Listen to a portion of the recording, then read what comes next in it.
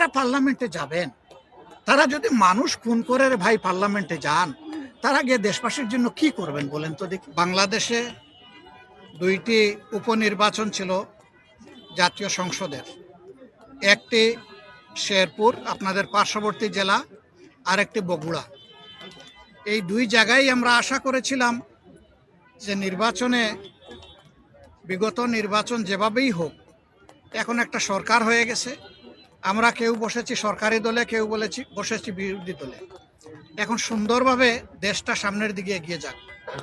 কিন্তু এই দুটি নির্বাচনেও ব্যাপক অনিয়ম, বিভিন্ন ধরনের জালিয়াতি, সহিংসতা এবং ক্ষেত্রবিশেষে শুধু সহিংসতা না, এটা ভয়াবহ সন্ত্রাসের রূপ নিয়েছে।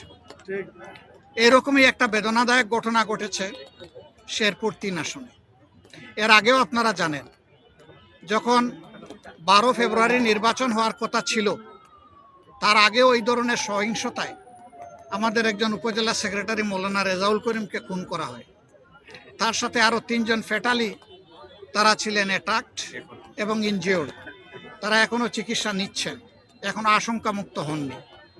আবার এই জায়গায় যিনি আমাদের ক্যান্ডিডেট ছিলেন, তিনি বুথের আগে ইন্তেকাল করলেন, যার কারণে বুথটা স্থগিত হয়ে গেল। এই স্থগিত নির্বাচনটাই ছিল 9 এপ্রিল।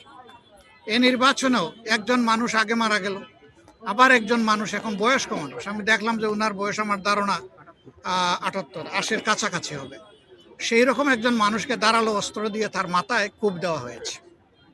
আঘাত একটাই, কিন্তু গুরুতর। তিনি সংজ্ঞাহীন অবস্থায় প্রথমে ছিলেন, আল্লাহর অশেষ মেহেরবানি আজকে দেখলাম যে তিনি সংজ্ঞা ফিরে পেয়েছেন। আমরা দোয়া করি আল্লাহ তাআলা তাকে সুস্থতার নিয়ামত দান করুন।